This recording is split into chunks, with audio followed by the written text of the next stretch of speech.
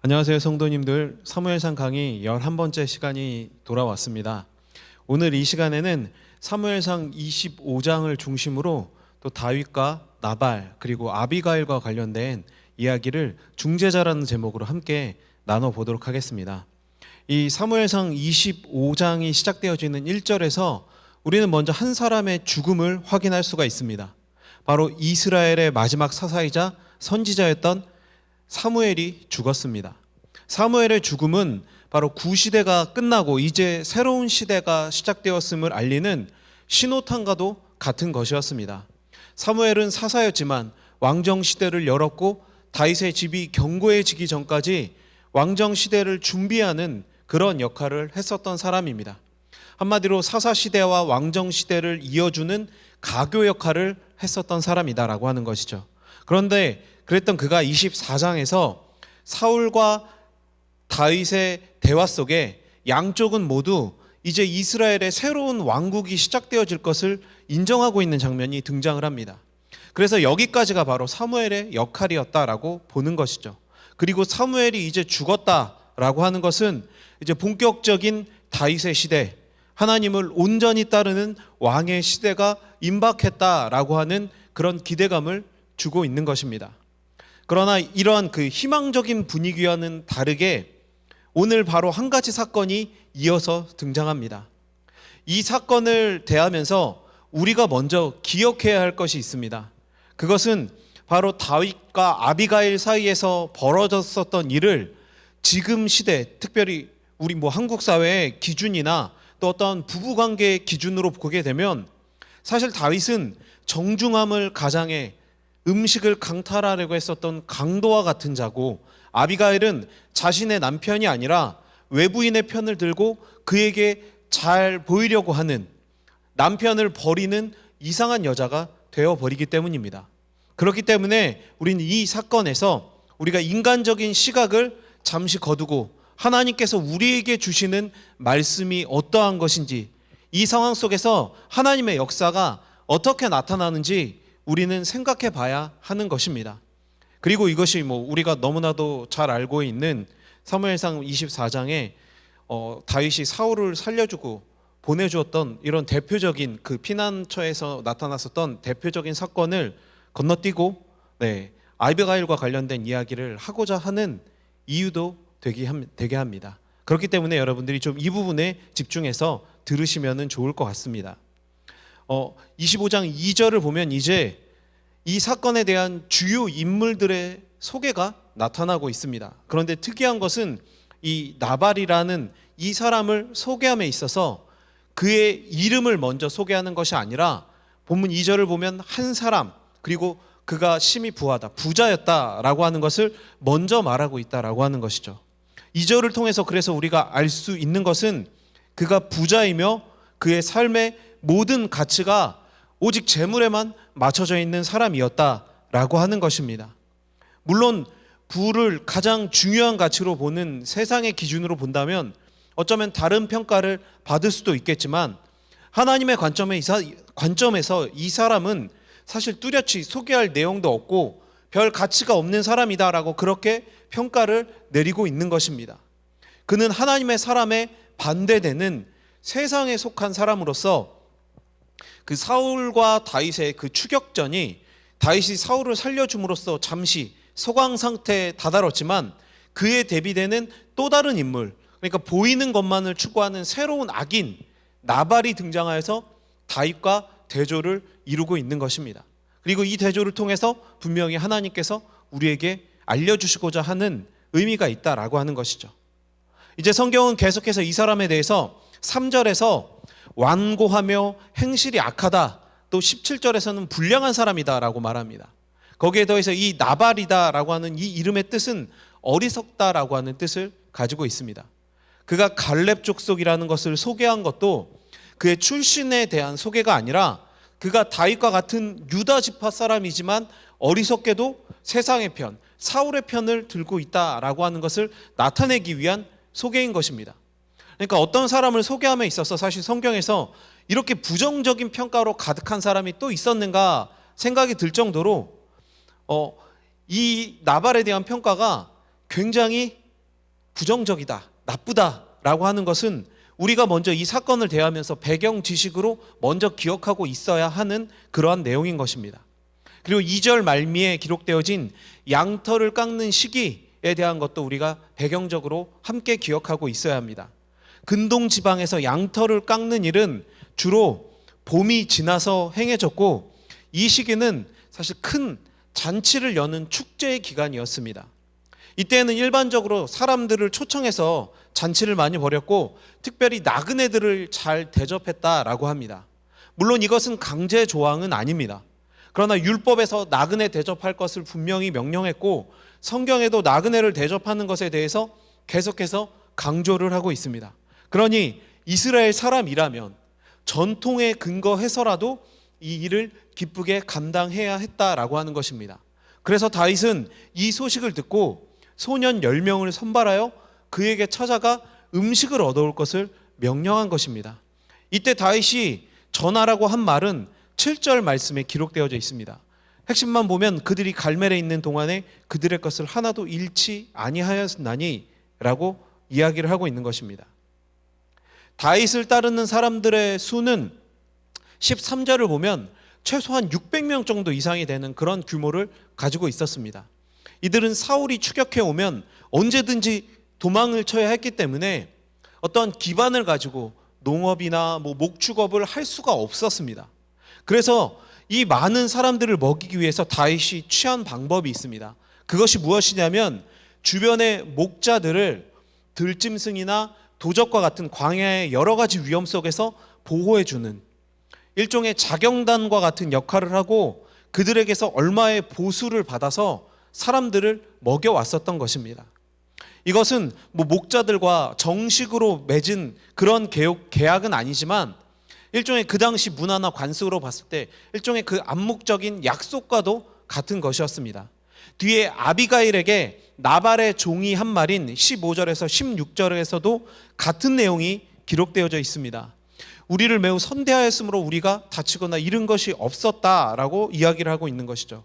그렇다면 이것은 지금 다윗의 일방적인 주장이 아닌 것입니다.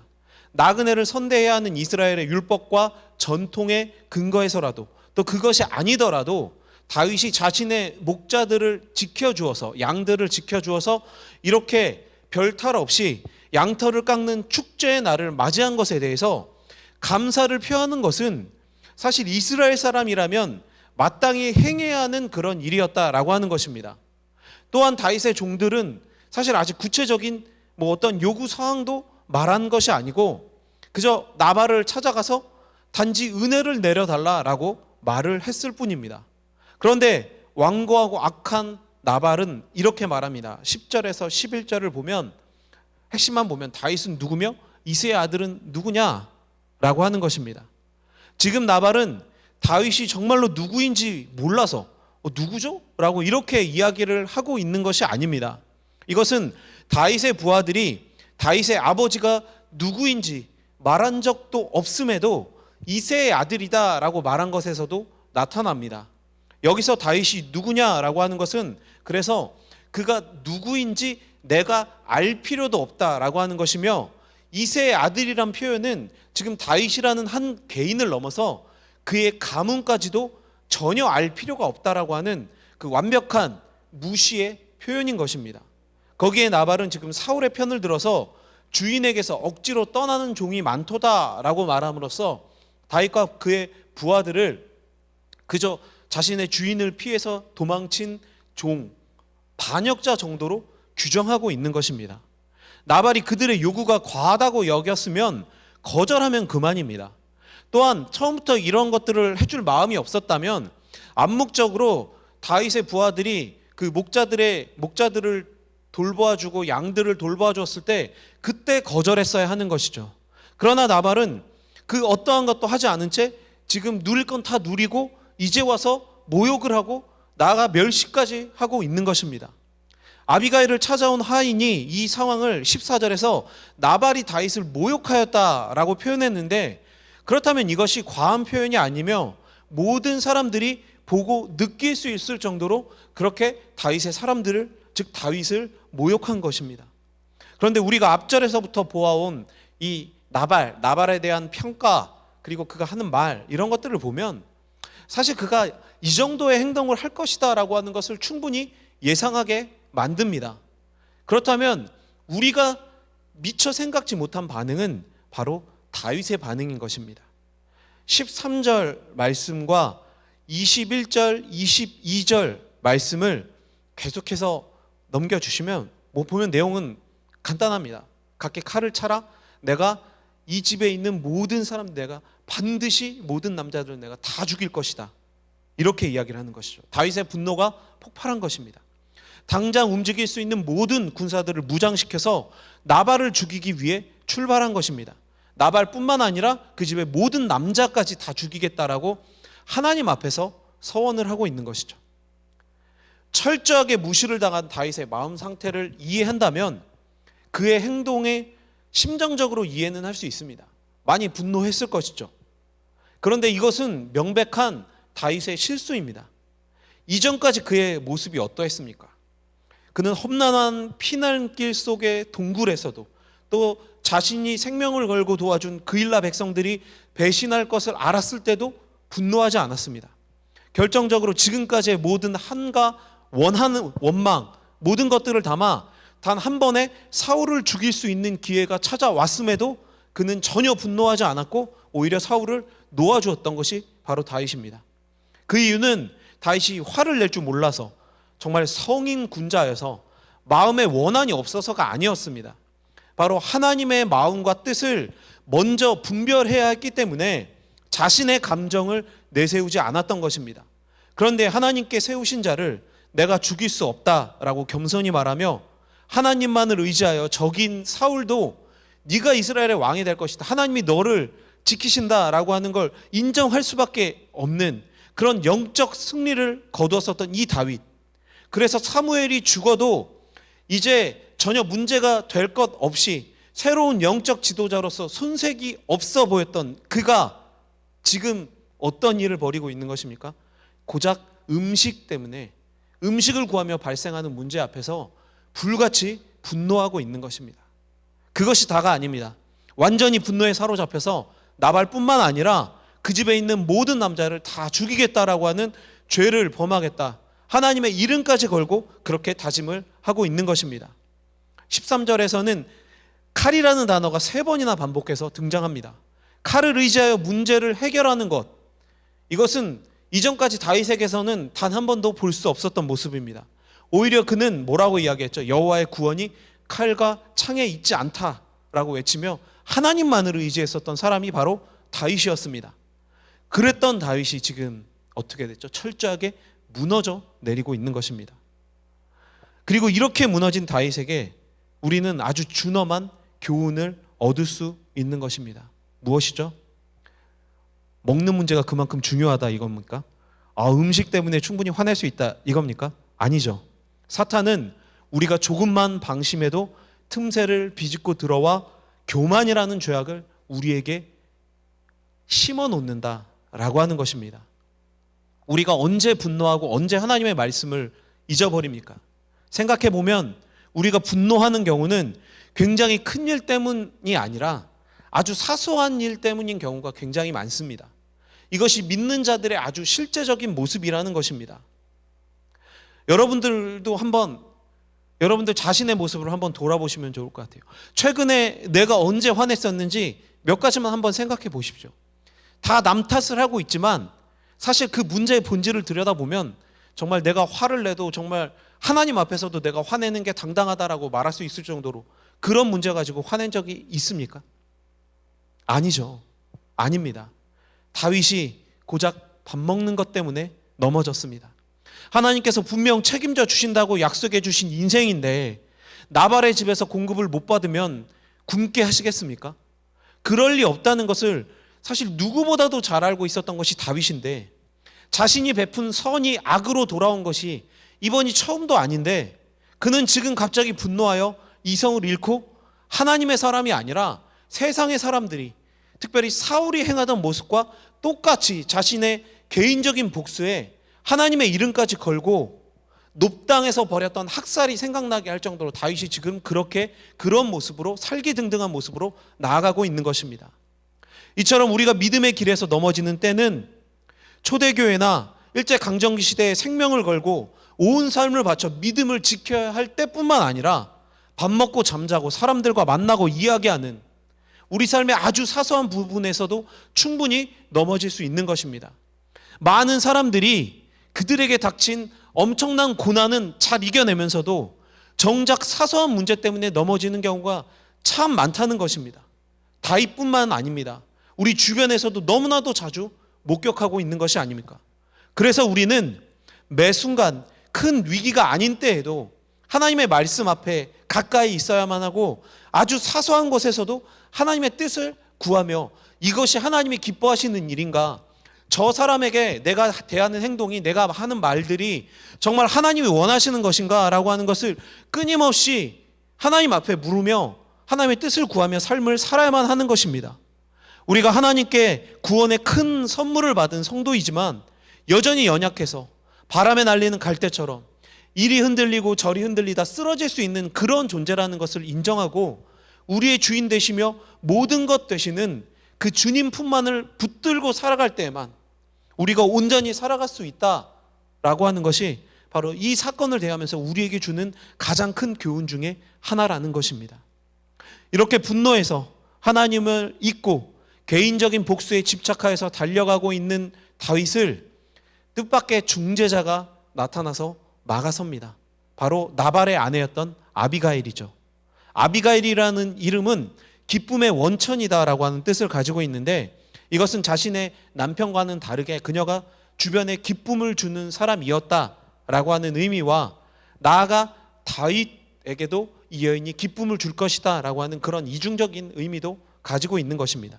나발의 집에 문제가 발생했을 때 하인들이 아비가일을 찾아와서 모든 사정을 이야기한 것만 봐도 단지 이 이름의 뜻이 아니더라도 모든 사람들이 인정하는 지혜 있고 현숙한 여인이었다라고 하는 것을 알게 해주는 것입니다.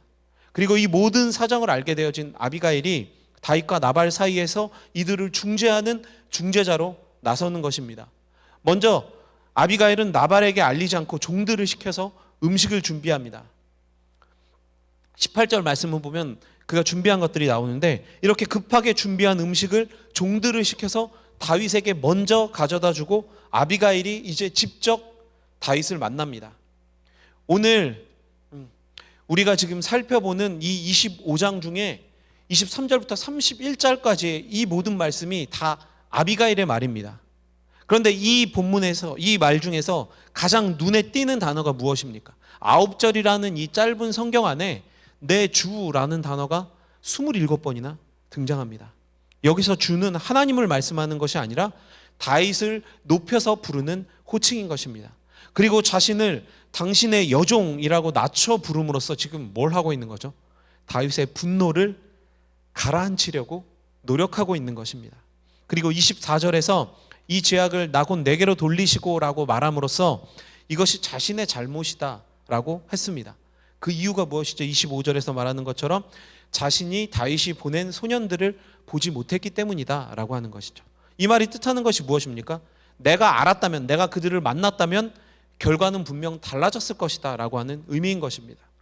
그러니까 이 막 살기 등등해서 내가 다 죽여버리겠다라고 달려가고 있었던 다윗도 나발의 아내가 음식도 가져다 주고 이렇게까지 이야기를 하니까 이제 잠시 숨을 거두고 그녀의 이야기에 귀를 기울일 수밖에 없었던 것입니다. 25절 말씀을 보면 먼저 아비가일은 자신의 남편 나발을 개의치 말라라고 이야기합니다. 그는 미련한 자니 다윗이 상대할 가치조차 없는 사람이다 라고 말하는 것이죠. 물론 아내가 외간 남자에게, 처음 보는 남자에게 이렇게까지 남편을 욕해도 괜찮은 것인가 라고 하는 지금 시대의 윤리적인 문제가 생기기도 하지만 지금 온 집안 남자가 다 몰살을 당할 위기 속에서 분노한 다윗을 달래야만 했고 그 이전에 이 모든 상황이 자신의 남편의 어리석음 때문에 발생한 것을 알고 있었기 때문에 사실 이 말 가지고 그렇게까지 문제 제기를 할 필요는 없을 것 같습니다. 아비가일은 이렇게 다윗의 분노를 가라앉혔지만 그냥 단지 다윗 편에서 나발을 욕한다, 쟤 원래 그런 인간이에요, 그냥 이렇게 욕한다라고 해서 중재자, 오늘 강의 제목이기도 한 중재자의 역할을 다 했다라고 볼 수는 없습니다. 아비가일이 이렇게까지 말한 것은 이제 본격적인 자신의 이야기, 자신의 주장을 이야기하기 위해서 그 초석을 놓는 것이죠. 그 이야기를 들을 만한 마음 상태가 되도록 다윗을 만들기 위해서 이런 말들로, 행동들로 다윗을 달랜 것입니다. 그리고 이제 이 말을 하는데 이 말 속에서 단지 그 아비가일이라는 한 여인이 말하는 것이 아니라 하나님께서 아비가일을 통해 다윗에게 주시는 계시적인 발언을 듣게 되어집니다. 아비가일의 주장은 크게 두 가지로 요약할 수 있습니다. 첫 번째는 다윗의 집은 혈기나 복수와 같은 육체적인 행동으로 세워지는 나라가 아니라 하나님께서 주시는 나라다라고 하는 것입니다. 28절 말씀을 보면 아비가일은 하나님께서 다윗을 위하여 든든한 집을 세울 것이라 라고 하는 신앙 고백을 하고 있습니다. 그리고 이렇게 될 수 있는 이유, 하나님께서 다윗의 집을 세우실 이유는 바로 그가 사울이나 세상 사람들처럼 자신을 위해 살아가는 것이 아니라 하나님을 위해 살아가고 그분을 위해 싸우고 있기 때문이며 평생 하나님 앞에서 신실하고 진실되게 행동할 자이기 때문이다 라고 말하고 있는 것입니다. 그렇다면 다윗이 지금 분노해서 저지르고 있는 이 행동은 뭐죠? 육의 사람들이 하는 행동이며 31절의 말씀처럼 하나님이 기뻐하지 않으실 만한 그런 일이기 때문에 이 일이 하나님 앞에서 다윗의 허물이 될 것이다 라고 말하고 있는 것입니다. 또한 다윗은 이스라엘의 지도자가 될 사람입니다. 후에 다윗이 왕이 되었을 때 무죄한 피를 흘린 사람, 여호와를 의지하지 않고 자신을 위해 직접 보복한 사람이라고 하는 그런 타이틀은 그의 인생에 있어서 너무나 뼈아픈 오점이 될 것입니다. 그것을 깨우쳐 줌으로써 당장 감정에 치우쳐 지금 행하고자 하는 복수를 멈춰야 한다라고 그렇게 말하고 있는 것입니다. 두 번째는 악을 판단하시고 심판하시는 것은 인간이 아니라 하나님이시다라고 하는 겁니다. 로마서 12장 19절 말씀을 보면 원수 갚는 것이 내게 있으니 내가 갚으리라 라고 하나님께서 말씀하십니다. 우리가 너무나도 잘 알고 있는 이 말씀뿐만 아니더라도 하나님께서는 원수 갚는 것의 주권조차도 내게 있다라고 하는 것을 계속해서 말씀하십니다. 그러니 자신의 감정에 휘둘려 복수를 하게 된다면 그것이 죄를 푸는 것이 아니라 오히려 더하는 일이 된다라고 하는 것이죠. 특히 아비가일은 26절에서 다윗의 원수들과 그를 해하려 하는 자들은 나발과 같이 되기를 원한다라고 말했습니다. 사실 이 말은 후에 나발이 죽은 다음에 해야 되는 말이며 현재 나발에게는 아무런 일도 발생하지 않았었던 그런 상황이었습니다. 그렇다면 이 말뜻이 무엇일까요? 그것은 나발이 행한 일들이 분명 악이기에 공의의 하나님께서 심판하실 것을 확신하는 아비가일의 말인 것입니다. 물론 그 시기와 때는 알 수 없지만 확실한 것은 다윗이 개인적인 감정으로 보복하지 않더라도 하나님께서 이 악인을 심판하실 것이다 라고 하는 말입니다. 또 29절은 이렇게 이야기를 하고 있습니다.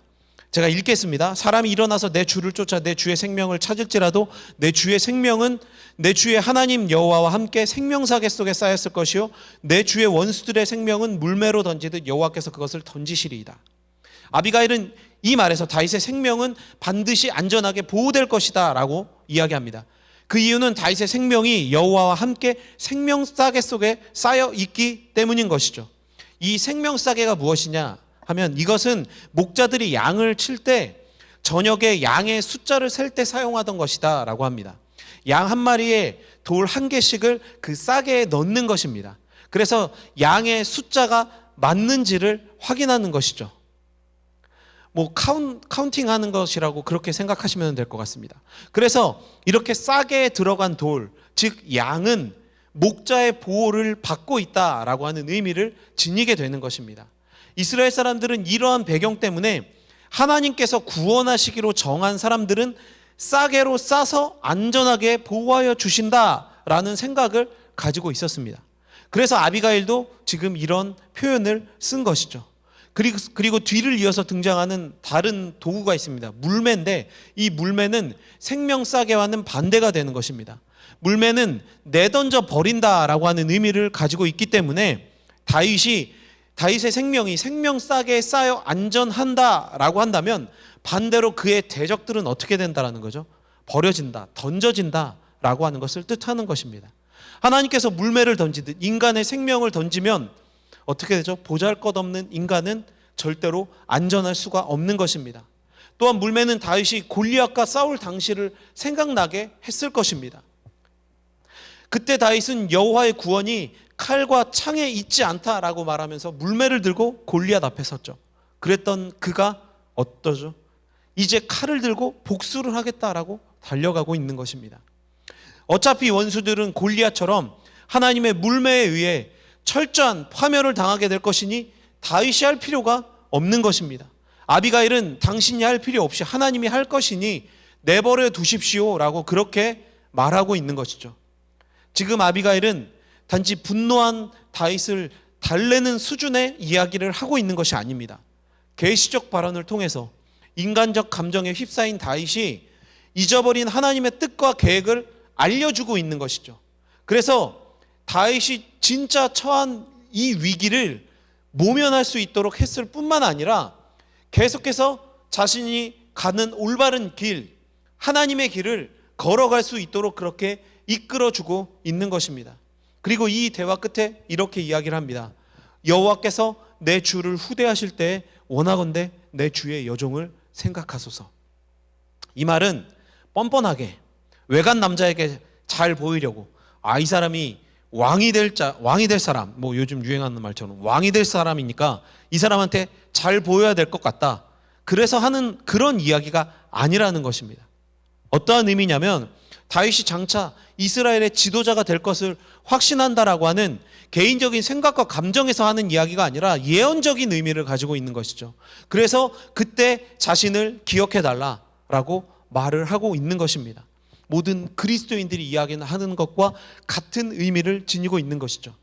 그래서 아비가일의 이런 예언적인 말들로 인해서 일부 학자들은 사무엘이 죽고 선지자 나단이 다윗 앞에 나타나 하나님의 말씀을 들려주기 전까지 이 아비가일이 선지자의 역할을 감당했다라고 볼 정도로 이 아비가일의 말은 정말 하나님의 뜻을 제대로 대변하고 있었던 것입니다.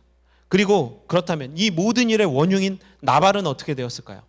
그가 36절에서 왕처럼 자신의 집에서 성대한 잔치를 벌이고 술에 취해 있었다라고 그렇게 기록되어져 있습니다. 이제 벌어질 일을 알지 못한 채 그냥 현재의 쾌락에 취하고 집중하여 진짜 왕이 계신데 자기가 왕처럼 그렇게 행동하는 이 세상 사람들의 모습을 그대로 이 나발의 모습이 대변하고 있는 것입니다. 그 이후에 아내가 지금 벌어진 일을 나발에게 알려주자 그가 낙담하여 몸이 돌과 같이 되었다가 하나님이 치시니 열흘 후에 죽었다라고 성경은 그렇게 기록하고 있습니다. 나발의 몸이 돌처럼 되었다라는 것을 두고 어떤 학자들은 심장마비라고 그렇게 이야기하기도 하고 또 다른 학자들은 아내의 말에 너무 큰 충격을 받아서 몸을 움직이지 못할 정도로 크게 알아누웠을 것이다 라고 말하기도 하는 것입니다. 그러나 사인이 무엇이건 간에 중요한 것은 하나님의 심판이 예언적인 말씀 그대로 악인에게 임했다라고 하는 것이며 하나님의 뜻을 전한 이 아비가일의 중재를 통해서 다윗이 보호받고 지켜졌다라고 하는 것을 보여주고 있는 것입니다. 오늘 이 본문의 말씀을 대하며 우리는 나발은 진짜 참 악한 사람이다, 나쁜 사람이다, 심판을 받았다라고 하는 1차적인 결론에서 멈춰 서서는 안 됩니다. 또 아비가일 이런 여자가 다 있나, 남편을 이렇게 버리고 손바닥 이렇게 뒤집듯이 그렇게 새로운 남편을 찾아 이렇게 갈 수 있나, 이런 식으로 그렇게 아비가일을 이상한 여자로 만들어서도 안 됩니다. 당장 보여지는 것은 아니지만 이 사무엘상 25장은 소위 얘기하는 우리의 뒤통수를 제대로 한 대 치면서 말씀을 시작합니다. 사무엘의 뒤를 이어 영적인 지도자로 자신뿐만 아니라 이스라엘의 백성들을 하나님 앞으로 이끌어야 할 그 유명한 다윗이 고작 밥 먹는 것 때문에 무너져서 분노에 사로잡혀서 칼을 들고 달려가고 있는 것입니다. 이것은 연약한 우리 인간은 아무리 대단한 사람이라도 아주 사소한 문제에도 넘어질 수 있기 때문에 항상 죄에 대해서 깨어 있어서 그 죄가 어떤 방법으로도 우리를 침범하지 못하도록 우리가 넘어지지 못하도록 그렇게 해야 한다라고 하는 것을 교훈하고 있는 것입니다. 그래서 우리는 너무나도 잘 알고 있는 얘기지만 또다시 반복하려고 합니다. 매 순간 오직 하나님의 말씀, 하나님만을 의지하면서 살아가야만 하는 것입니다.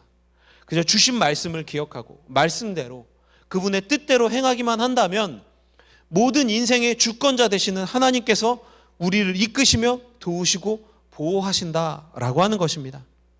내가 신앙생활을 30년을 하고 40년을 하고 내가 어떤 직분을 가지고 있고 그것이 우리의 신앙을 증명하지 못하는 것입니다. 그러니 어쩌죠? 자랑할 수도 없는 것입니다. 내가 하나님의 영적인 계시를 받는다, 내 기도가 다 응답되어진다, 나는 미래의 일들이 보인다, 이런 것들을 통해서 아무것도 자랑할 것이 없다라는 겁니다. 우리는 그저 하루하루 주님의 도우심이 아니면 금세 넘어져 죄 속에서 신음할 수밖에 없는 그런 나약한 존재인 것입니다. 그래서 갓난아기가 오로지 자신의 엄마만 부르고 따르며 그 손길을 갈구하는 것처럼 그렇게 매일매일 주님의 은혜를 기억하고 말씀에 따르는 삶을 살아가기를 그렇게 결심하며 나아가야만 하는 것입니다.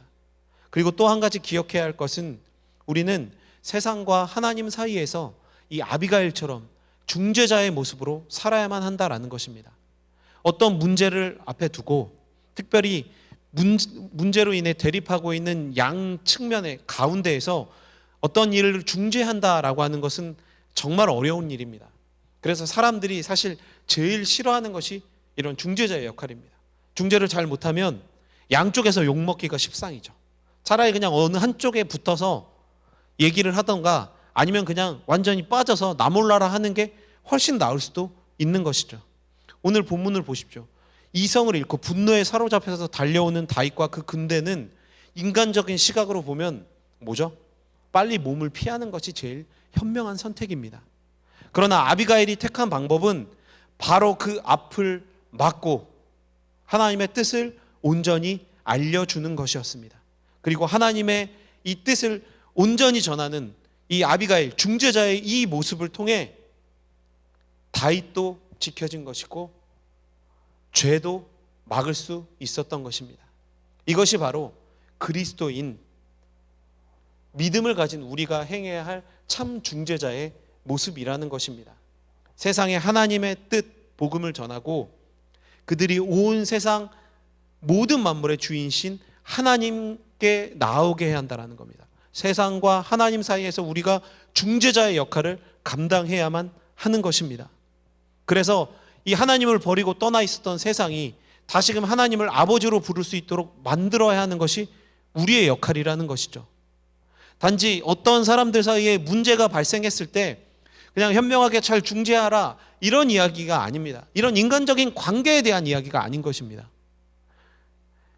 하나님과 세상 사이에서 우리가 온전히 중재자의 역할을 감당해야 한다라고 하는 것이죠. 그렇다면 이 중재자는 어떻게 해야 하는 것이죠? 아비가일의 모습처럼 온전한 하나님의 뜻을 알고 있어야만 하는 것이죠. 먼저는 알고 있어야만 하는 것이고 세상의 그 어떠한 악에도 세상의 그 어떠한 위협에도 굴하지 않고 담대하게 나아가 하나님의 온전한 뜻을 전하는 것입니다. 온전한 뜻을 이야기함으로써 그 세상이 그 악이 더 퍼져나가는 것을 막는 것, 그것이 바로 하나님을 온전히 믿는 참 중재자의 모습이라는 것입니다. 이 중재자의 모습이 내가 되어지기를 소망하시면 좋을 것 같습니다. 오늘 강의는 여기서 마치도록 하겠습니다. 여러분들 이 한 주간을 살아가시면서 내가 정말 하나님 앞에서 올바로 쓰고 하나님 앞에서 온전한 모습으로 살아가면서 그렇게 하나님과 세상을 중재할 수 있는 참 중재자의 모습, 올바른 복음을 나타내고 올바른 하나님의 뜻을 전할 수 있는 그런 중재자의 모습으로 살아갈 수 있게 해달라고 기도해 보시고 또 그것을 위해 더 말씀으로 가까이 가는 그런 귀한 한 주를 보내시면 좋을 것 같습니다. 오늘 강의는 여기서 마치도록 하겠습니다. 오늘도 대단히 수고 많으셨습니다. 평안한 한 주 되세요.